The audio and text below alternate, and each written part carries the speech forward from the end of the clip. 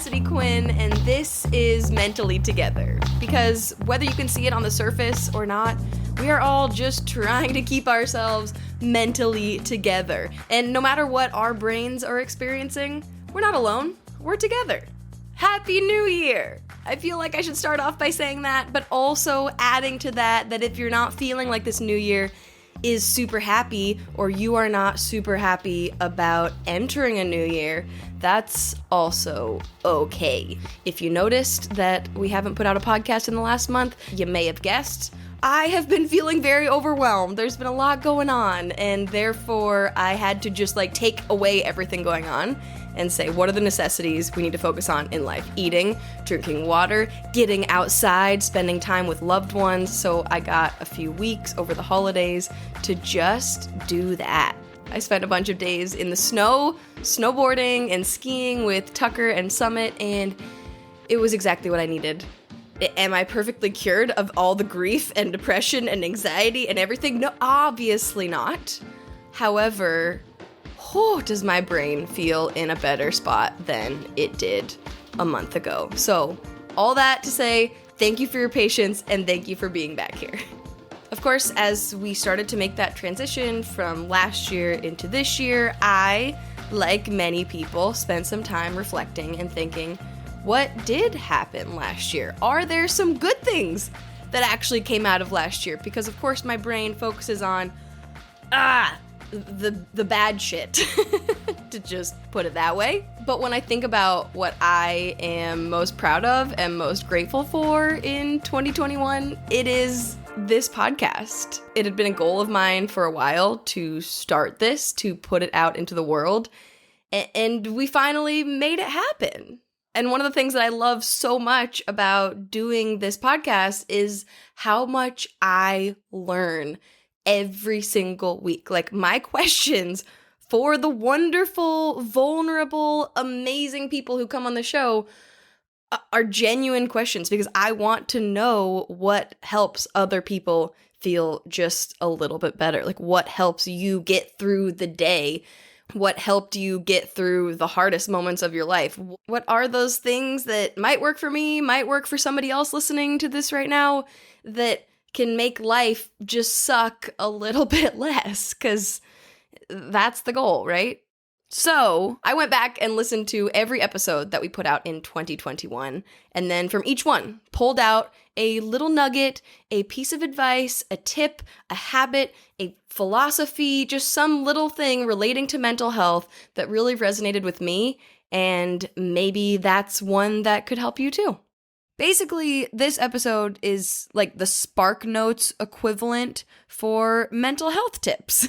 We will have 15 in this episode, and then another 10 next week, because there are just too many good ones to fit them all into one episode. So you can listen to this all in one sitting, or standing, or cleaning, or driving, or whatever you do while you're listening to these. Or you can listen to it in little snippets, one little thing at a time, to see what you take from it. I am talking way too much. What's new? So let's just get into it. Episode number 1 was with my wonderful boyfriend, Tucker Barney.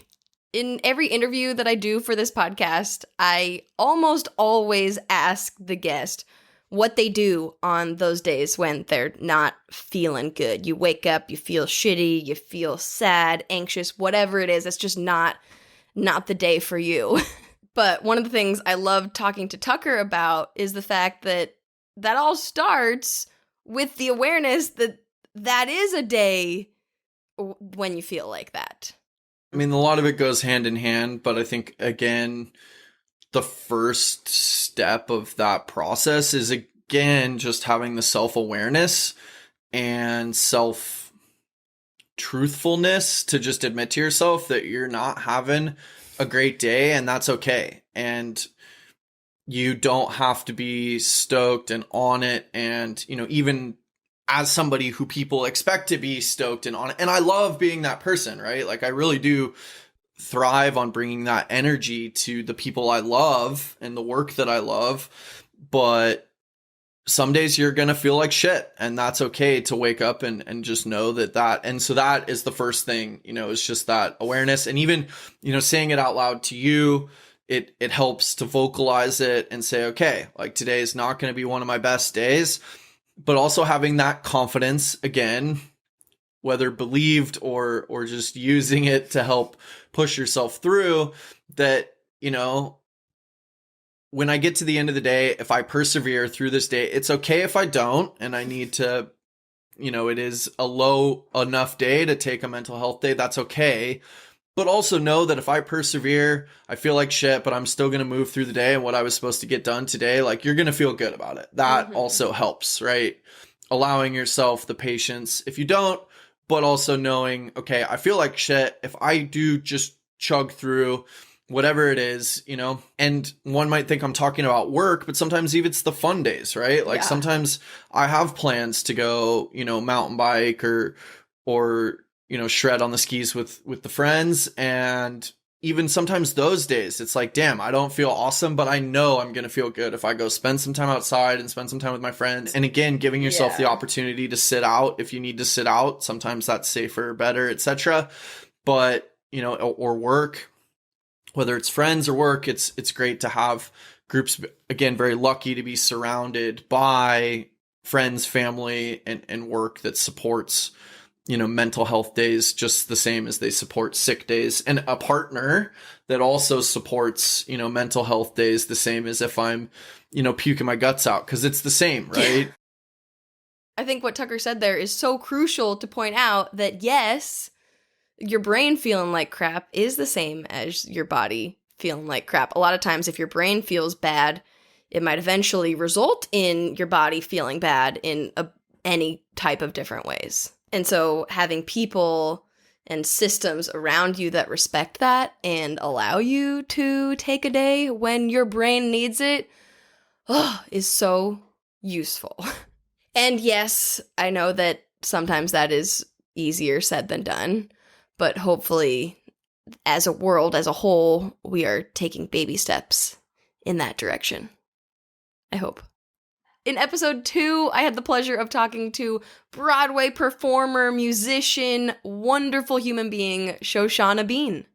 Shoshana and I talked about something that the more people I talk to, the more I learn how common this is: negative self-talk. That voice in our head that can be so mean sometimes, that tells us we're dumb, not good enough, not pretty enough, not smart enough, whatever it is.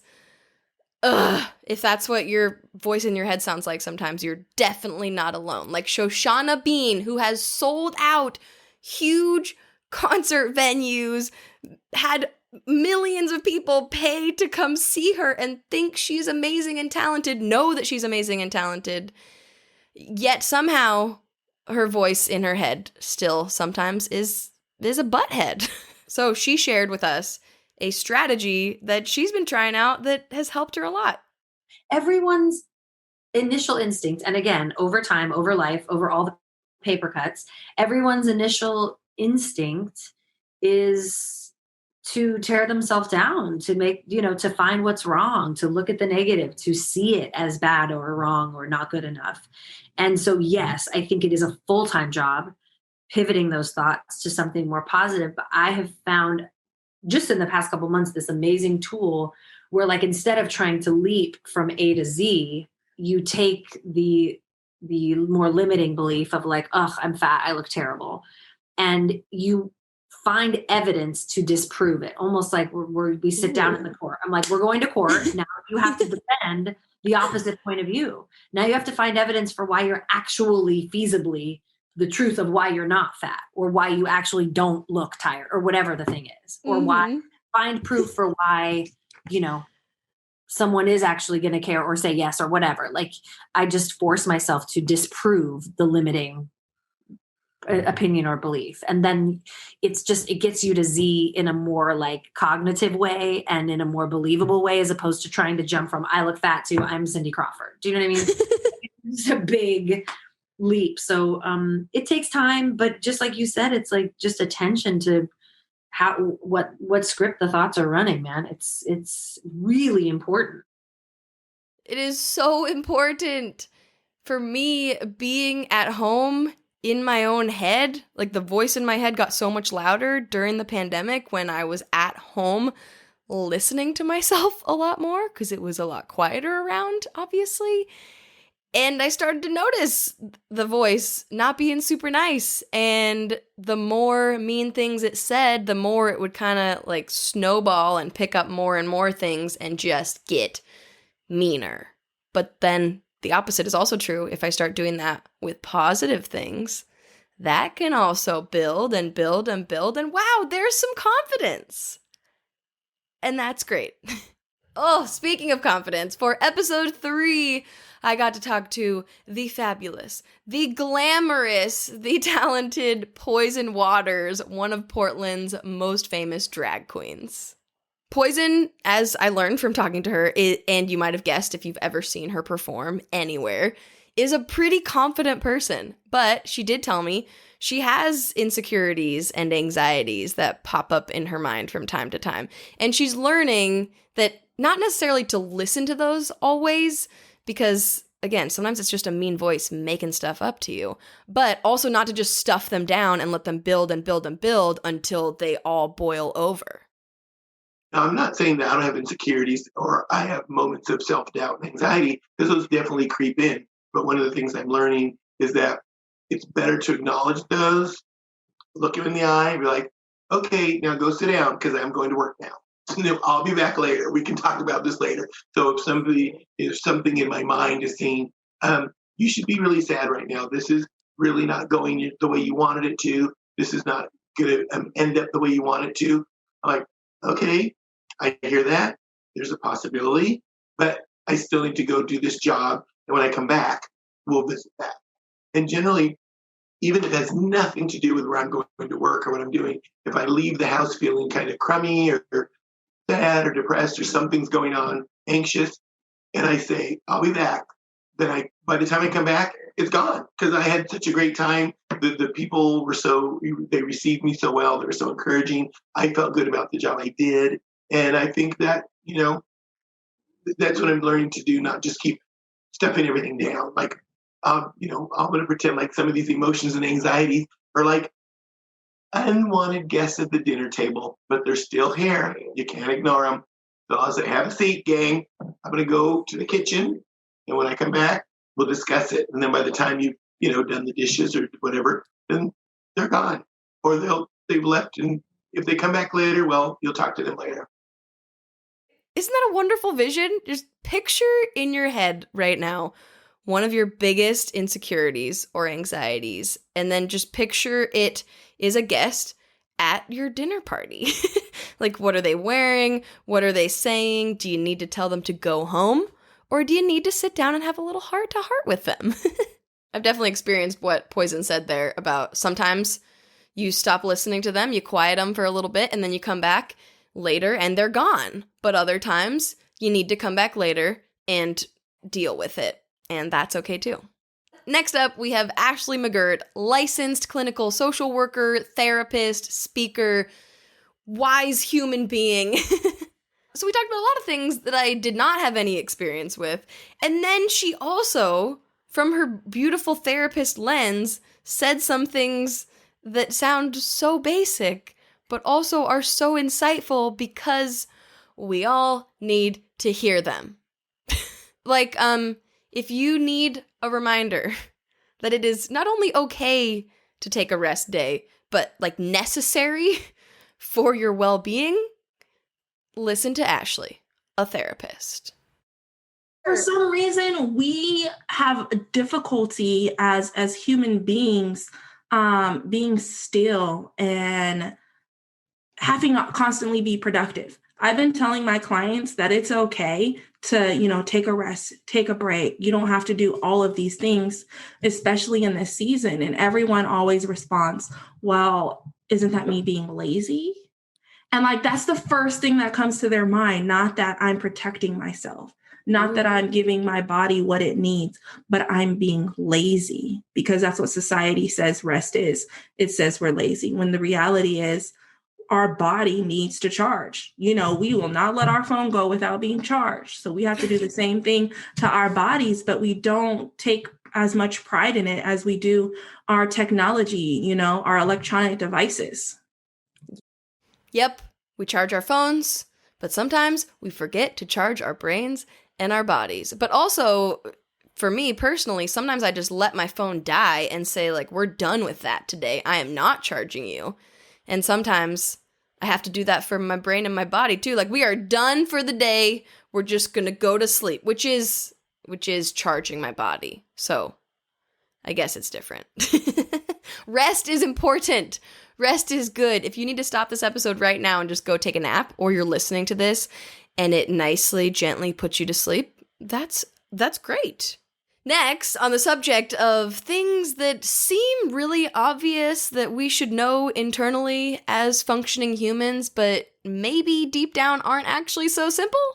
On the next episode, we got to hear from influencer Lou in Louland, who, if you have not followed her on Instagram yet, it will bring some bright colors and fuck it to your day. Like, she literally calls it the midlife fuck it. She's growing old disgracefully and clearly having a lot of fun doing it. But she talked to me about the fact that we have to feel our feelings. And sometimes that's kind of difficult to figure out how to do. I realized also for years, I think it was part of moving all the time as a child and changing schools quite frequently, was that I developed this skill. I'm very good at compartmentalizing. I do this actual proper, if somebody annoys me or is a situation that I can't handle, I visualize a box and I put the person or the problem in a box, and then I put the lid on it and then I put it away. And I literally used to visualize myself doing that. Whoa. And then during COVID, I lost all my fake eyelashes, which I've had on for like 14 years. And I realized once they'd all gone, I started crying.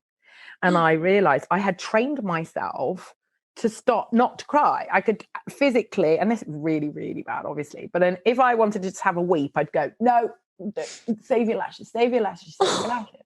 And I suddenly realized that I was controlling myself so much that I putting all my problems in a box and putting the lid on and putting them away and then not crying so I didn't upset my lashes. I suddenly was like, oh, I don't know if I used to think it was a superpower. Now on reflection, I'm like, that was probably the least healthy thing I have ever done in my life. It's just like, maybe I should go open that box. So I've been gently opening the corner of all my boxes and going, oh, God damn it.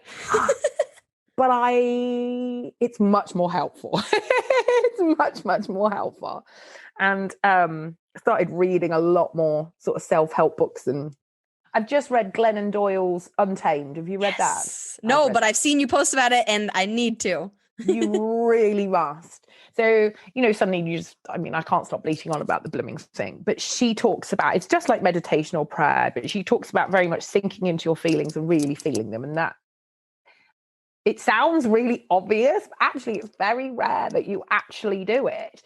And it's no phone, no music, just lie in the dark room. And if you can't find any peace and quiet, she actually goes into her wardrobe and closes the door and sinks into her feelings in the book. And I started doing that because of COVID. There's nowhere to freaking go. And I found myself just sitting in the car crying around the corner. I think this is just really strange. So I started going into my closet and sitting under my trousers. It's really helped me identify my things. I sit in the dark and I can go, well, what triggered that off? And I can work my way back through things, and if I can follow the path of where it started, I can identify it and deal with it. And it's much easier. And I come out and I go, okay, I completely overreacted about that the other day. Now I figured out why. I'm really sorry. Fine. Next. Since Lou talked to me about this, number one, I did read Untamed by Glennon Doyle. So good. But I have tried her strategy. Not necessarily climbing into my closet in the dark and crying. However, there have been certain times when I'm like out somewhere, maybe it's in our adventure van, one memory comes to mind, and I was just feeling super anxious, didn't want to go out and go skiing, which is supposed to be fun for me. I'm supposed to love that. It's supposed to be one of my favorite things to do, but that day it just didn't feel like it. So I crawled in the corner of the van, I pulled my jacket over my head, put on some music, and sat by myself in the darkness and just cried it out for a few minutes. And when I came back to the light, pulled the jacket off from over my head, was everything fixed? No. Duh. But I had let it out, and that felt therapeutic for sure. Then on episode 6, we got to hear from sibling band We Three, Joshua, Manny, and Bethany. And it's actually really funny looking back to all of these because some of the tips, a lot of the tips that I heard from our guests on the pod, I have attempted to bring into my life, and some of them have really helped, including journaling. You might hear that and think, ugh, I hate journaling, I never want to do it. And for the record, that is totally, totally fine. But the way that We Three talked about journaling to me really helped me see it in a different light. And since then, I've been writing in my journal a lot, and it has helped me get those thoughts out, get those feelings out so much. So here's what they had to say. I feel like everybody does it so yeah, different. I think that's an important piece is like when you say journaling, like that always intimidated me. Because it was like, that's way too much structure. Like it has to be beautiful. And like the first image that comes into my brain is like someone finding the journal like 50 years from now. And it all has to be perfect and like beautifully said and all this stuff. And like that gives me so much anxiety. And so I would never do it. So how I've done it is just literally write down the exact thought that's in my brain, whether it makes sense or not, or whether it's me just swearing 40 times, like do that. And then you'll go back through things and you'll look crazy, but sometimes you have gems in there. And then sometimes some of those turn into songs. So, but I don't know. You guys probably have different answers too. I don't like structure in journaling, I guess. I think I've started doing it more as like a daily thing, and I wouldn't even call it journaling. Like it's just, sometimes it's like 2 sentences. But I do just like when I'm drinking my coffee, I will sit down with half of it's my to-do list. And it's not like a structured to-do list. It's more of like the things that stressed me out in the middle of the night that I would write down and be like, if I write it down, maybe I won't stress out about it. And sometimes I just sit with it there. And if I feel like writing something down, I will. If I don't, then it's fine. Like there's just no structure to it. But maybe the most structured part is I do know that it helps me to have that as a thing that I can do if I'm stressed. So like having that with me when I'm drinking my coffee or whatever I'm doing in the morning is a stress reliever enough. But yeah, for me, that's the most structure I think that I have with journaling.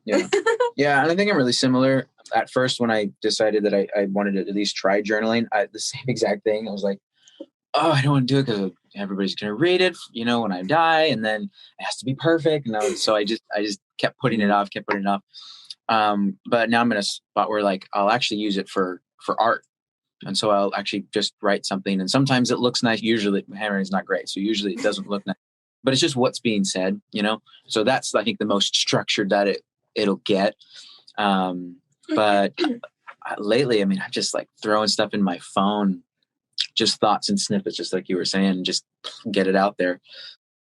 See, they all have different strategies, different ways of doing it, even though it's just one habit, you could call it. It's one thing, journaling, but it can be done in so many different ways. And I think that's important to think about that way when you ever hear someone say something that you, quote, should try for your mental health, like meditating, yoga, exercise, journaling, therapy. All of these things can exist in so many different ways. And so you might try one way, it doesn't work for you, you try another way, and it does. And you're like, whoa, I thought I hated meditating, journaling, running, whatever it is. But when I tried it this way, wow, that felt kind of nice. Or maybe it won't ever, and that's also okay. Have you been putting off a visit to the doctor of any kind for way too long? I'm talking a flu shot, an x-ray, or even therapy. I know how that feels. You know you need to do it, but sometimes it just seems so difficult. That's why I've started going to ZoomCare. With locations in Oregon, Washington, Idaho, and Colorado, ZoomCare offers same-day doctor visits that you can book online or from their app. Yep, you don't have to talk to anyone on the phone. They even offer mental health visits where you can speak to a board-certified mental health provider in person or through video. That's how I've been going to therapy this year, all on my webcam from the comfort of my own couch. Oh, that reminds me, I better go book my next session. If you're ready to make an appointment of your own, head to ZoomCare.com. That's ZoomCare.com.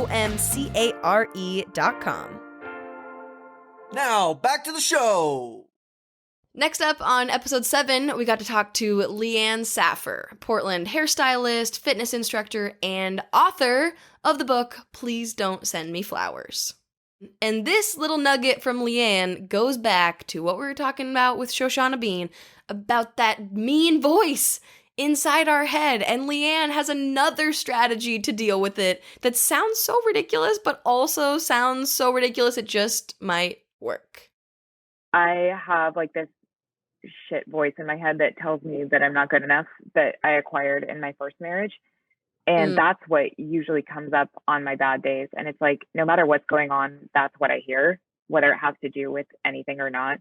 And we did this exercise one time at a training I was at, and you basically had to write down like what that voice was. You had to write down what it said, and you had to look at it, and you had to say it over in front of people over and over and over again until it didn't make sense anymore, because you believe it. Like when you're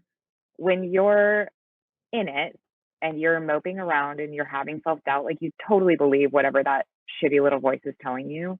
And I remember sitting there and I said, you're not good enough. You're not good enough. And it took me probably 6 minutes of saying it, and everyone's just like bawling, which is great.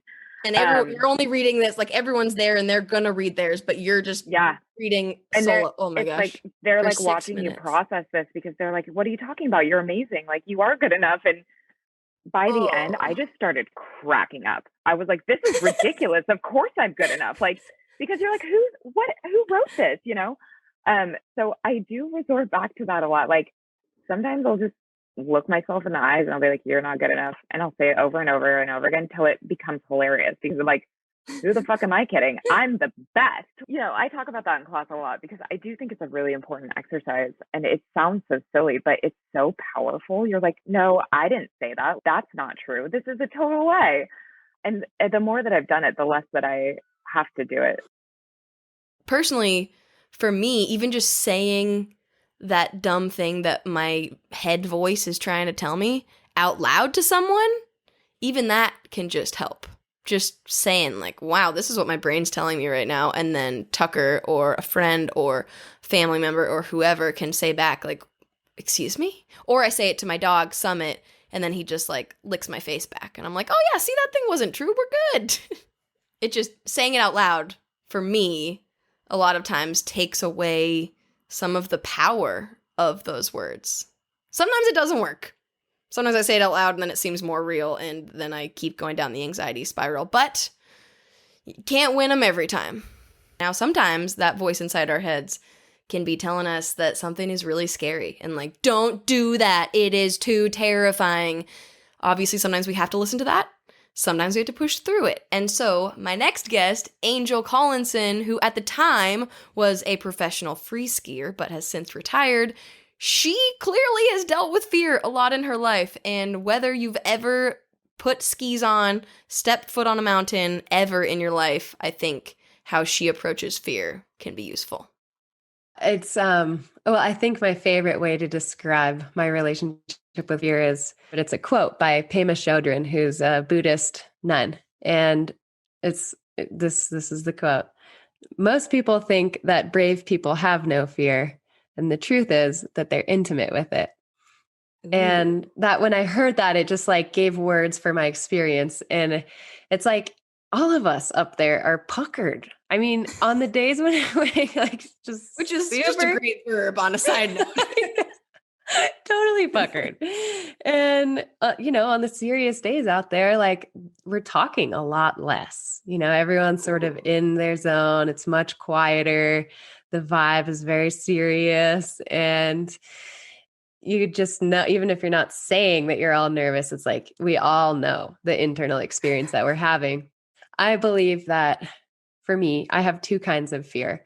And one is like a nervous energy that's always there whenever you're pushing your edges, whenever you're about to ski something that is challenging, or if there's consequence, and it's the attunement of your nervous system and your entire body to be engaged and be fully present and be on.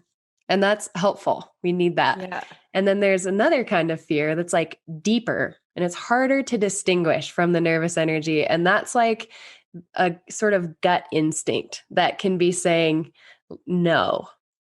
And when that kind of fear is present, that's where it's time for a big plan change or to listen, you know. And it at first I couldn't distinguish very well between the two. And then based on trial and error, when I made some mistakes, I'm like, oh, that was that feeling. That was my instinct trying to tell me, Oh my gosh. no, not the day, not the line, whatever. And so it's like the more intimate I am with it and the more I accept it, the easier I can listen to what it's trying to tell me. And I don't shut it out. I'm just like, yep, cool, I'm scared. And that's that. And just for the record, Angel has clearly kept listening to those fears, those thoughts, the feelings, listening to her gut. Because, like I mentioned before you heard that clip, she has retired now from professional skiing, which was something she loved for so many years. And when she made her retirement announcement, she posted this whole video on her Instagram that I would highly recommend listening to, because she talked about shedding skins, these skins that we put on that we grow, and then we realize at some point, maybe it's time to shed that one and move on to something that I'm passionate about now. And I think that's something that a lot of people, myself included, have experienced, especially throughout the pandemic. So thank you, Angel, for your inspiration, as always.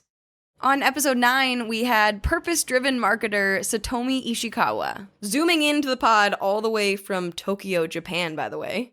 And once again, except not just once again, I'll probably say it more times as we share more clips throughout this episode and next week's episode, another tip that seems so obvious and basic, but yet sometimes it can seem so novel. Satomi talked about how much she's learned just through talking to other humans. And I know that I personally sometimes throughout the pandemic forgot how much talking to other people, even though that's literally what we do on this podcast the entire time. Sometimes I'd get in my own brain and be like, oh yeah, just sitting by myself is great, which it is. But talking to other people can be good too. The process of talking and just speaking about what is on our minds, my mind, and conversing with someone and sort of understanding where the other person or whoever I'm talking to is at, and hearing their perspective and listening to how their perspective may have come from. Mm-hmm. That learning experience or that experience in itself, I think, has been the best thing I've done in this past year in different scenarios and different topics. But I don't think I've really thought about the value of conversations or just the value of speaking until this past year, especially in a pandemic. And so if there's like anything that whoever is listening could try, I think that is the best first step I took and has led to so much self-understanding and self-awakening, as much as it has sort of progressed any conversations around whatever topic forward. Next, I got to talk to Portland Trailblazers basketball star CJ McCollum, who you might see a lot on your TV playing his sport, but you never know what all is happening off the court, like what he does to keep his brain in a good spot. One thing that helps my brain a lot, and apparently also helps CJ's brain, is meditating. And every time someone mentions meditating, you might be like, yeah, I love it. And you might hear me say that and think, yep, it helps my brain a lot too. Or you might be thinking, every time someone says the word meditating, I just want to throw something against a wall. And either of those responses or any response in the middle of that spectrum is totally okay. But I love the perspective that CJ shared about meditating, that it can be in small doses, big doses, it can be here or there. There's so many different ways that meditating can happen and can make a difference for you. And you won't know if it works, how it works, until you try it? It's all things. I use the Headspace app a lot. I have the Calm app.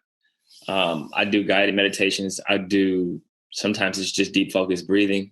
One of the things I've tried to do is work on controlling my heart rate, which is just good for yourself in general, but also good for my recovery when I'm playing. So I've just kind of focused on those things. So I'm generally, when I'm in a great rhythm, it's morning, midday, and night. Lately, it's been sometimes in the morning, sometimes in the midday, sometimes not at all. So I'm just trying to find that balance. But like you said before, you just have to figure out what you're most comfortable with. For me, sometimes it's on my walk. I'm listening to a guided meditation, or I'm just really focused on my breathing, listening to the wind, it may be raining, listening to the dogs step over the leaves. All of that stuff is just sounds that you don't pay attention to, but I'm just trying to be focused and present. And then other times I'm just getting 20, good breaths in, where it's, in and out, 10 seconds, whatever the case may be, full belly, deep breaths. So on and off. But now that I'm, healthy and I'm able to work out every day and stuff like that, it's just really important I don't lose sight of the things that I was doing to kind of stay mentally engaged.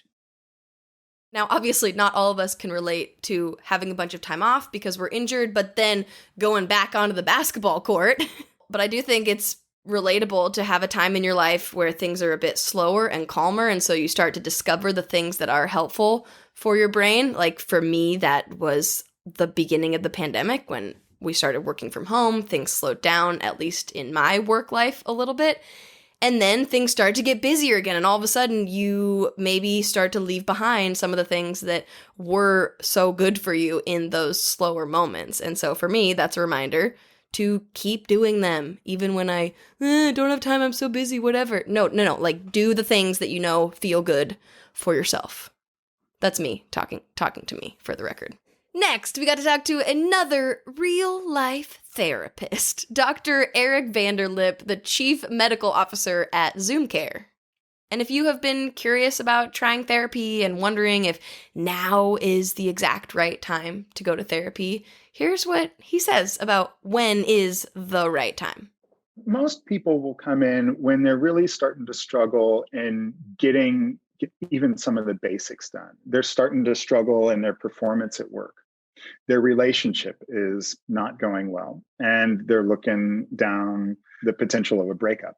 And that's when they'll come in because they're really close to being on the precipice of some significant life changes as a result of their pattern of mood or their pattern of their behavior or their thoughts are always getting in the way of them accomplishing their goals and where they'd like to be with things. So I'd say that that's probably a clear line in the sand when something's really starting to look at life-altering events because of your mood, thoughts, or behaviors. It's time to get in.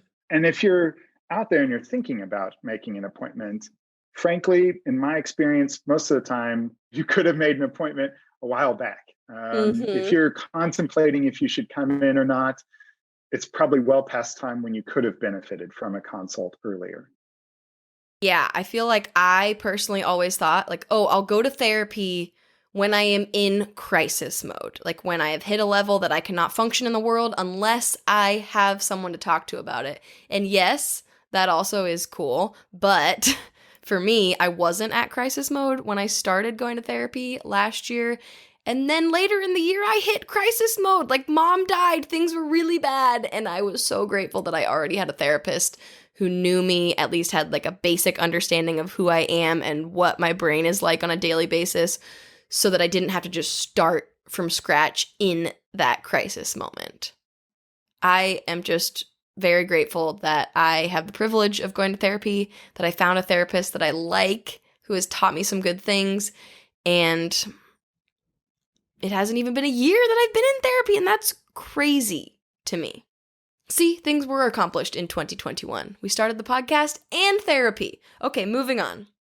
Next, on episode 12, we talked to Stephanie Thornton Plymale, author and interior designer. So, it should come as no surprise that we talked about interior decorating and how important it is to have a space that you enjoy to come home to.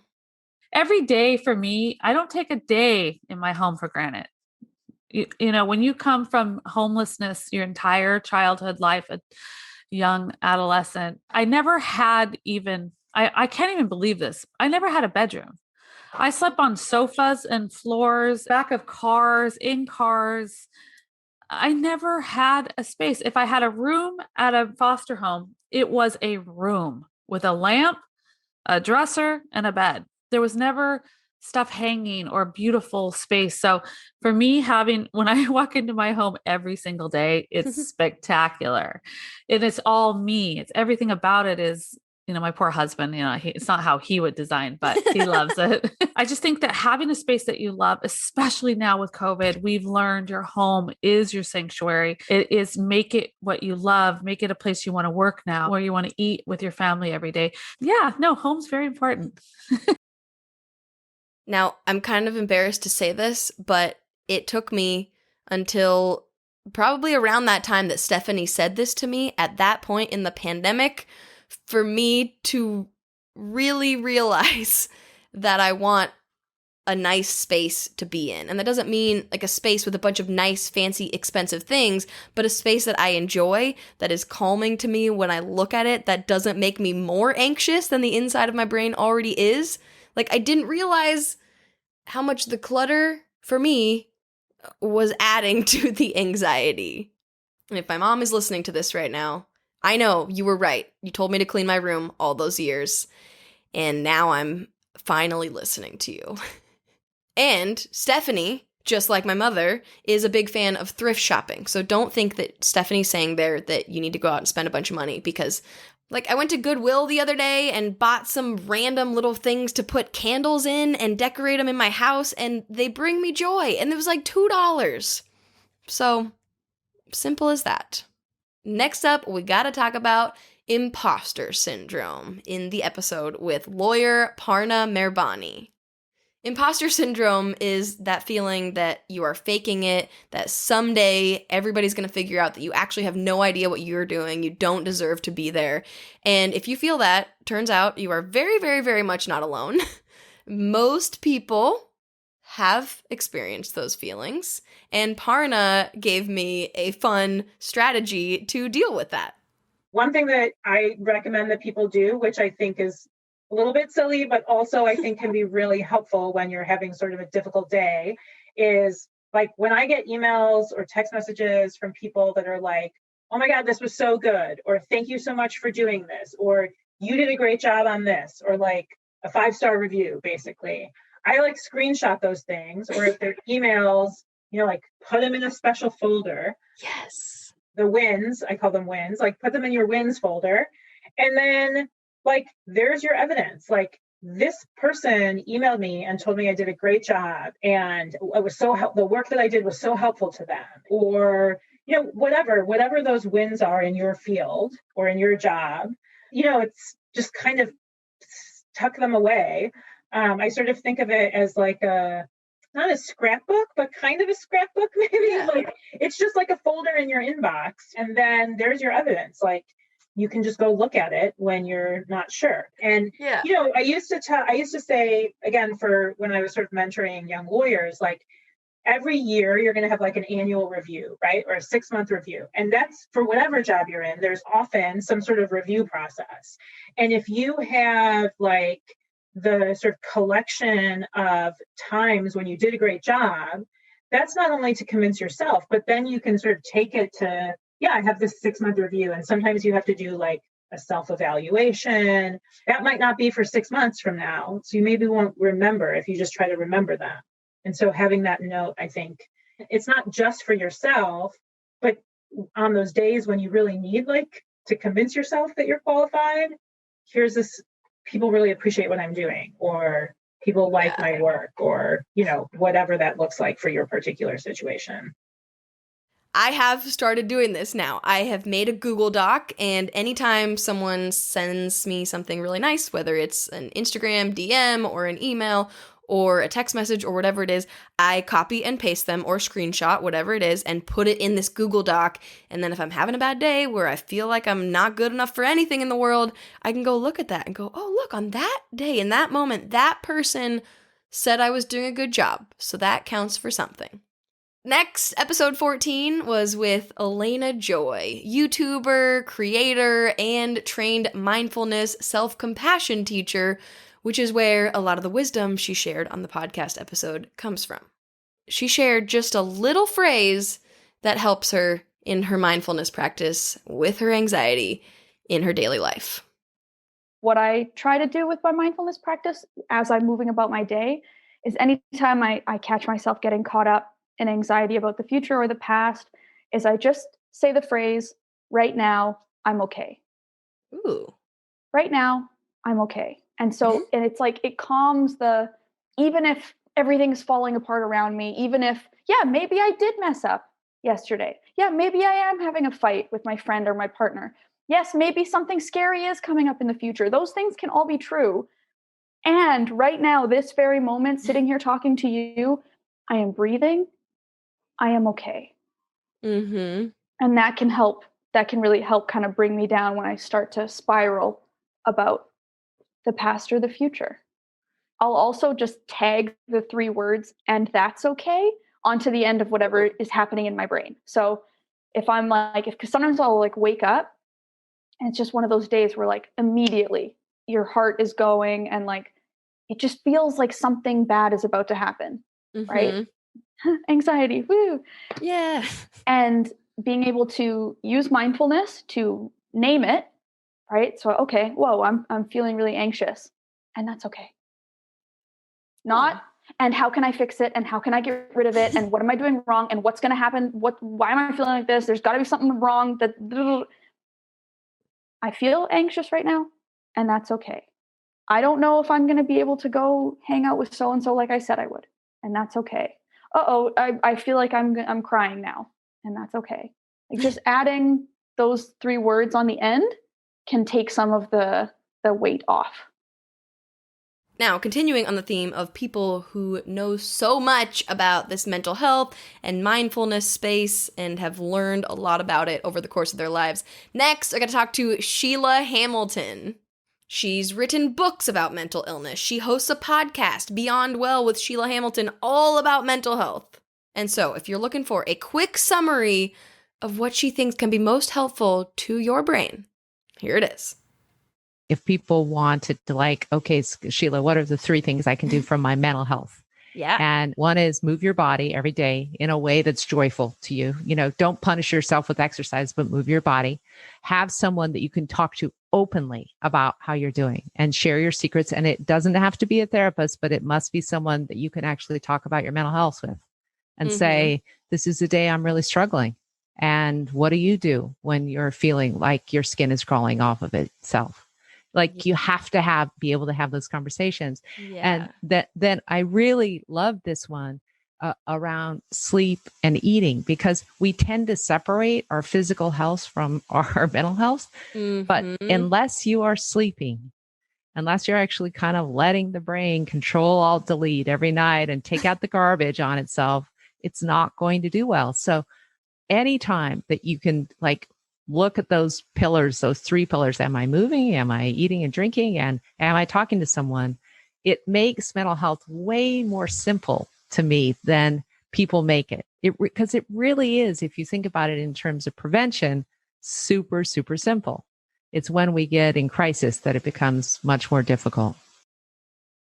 And I think that is a great place to end this episode. Thank you so much for listening to this week's Mentally Together. Next Monday, I will be back with part 2 of our 2021 Mentally Together year in review to share one little nugget, a little tidbit from the rest of the guests that I've been so lucky to have on the pod.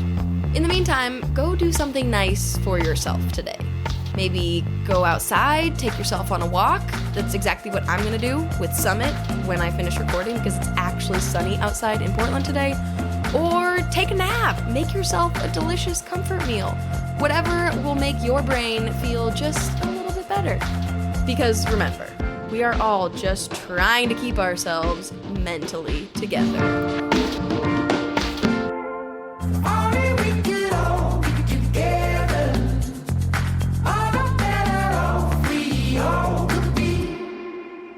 Mentally Together is produced, hosted, and edited by Cassidy Quinn. in collaboration with Koba FM, a podcast network that is all about community, baby.